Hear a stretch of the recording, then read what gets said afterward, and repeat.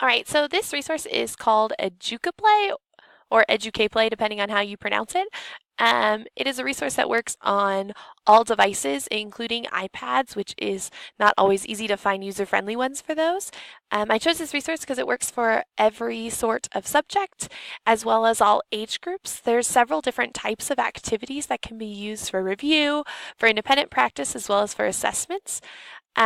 It's very user-friendly for the students as well as for the teachers creating it.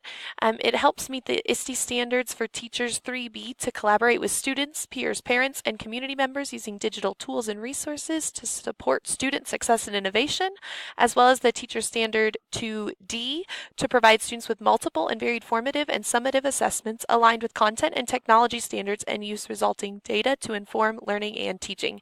What I really love about this one is you can change how many attempts students have to meet the differentiation of different students doing the activity. So if it's for practice, you can give them multiple attempts on the same activity to allow for mastery, where if it's an assessment, you can allow them just one attempt to see how much knowledge they actually have. So you don't have to have an account to share the link to an assessment that's already created, but to create your own, you do have to have an account. It is free. Like most things, you can have an upgrade if you choose. I did create an account here, and I'm going to show you just how to search and find ones that are already created. There's this button here that's new activity if you want to create your own.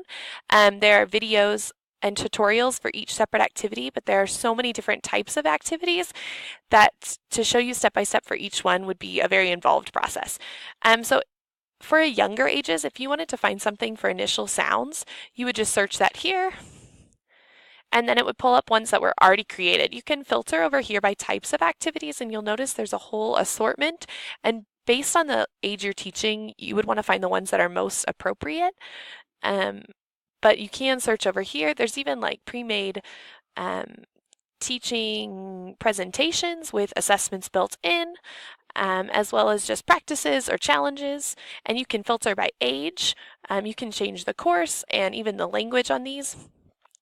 I'm going to go ahead and click this fill in the blank one, and it'll pull up for you to test. And it does take a minute. And this one, it tells you right here how many number tries it will give you. And you can click start, and then you have to click them in order. So you're filling in the blank, and you just click over here are the choices, and it'll tell you your score, how many tries, and the time as you fill it in. So I'm filling in the blank over here. And if a student were to click one wrong, they can actually click to get it out and then fill it in.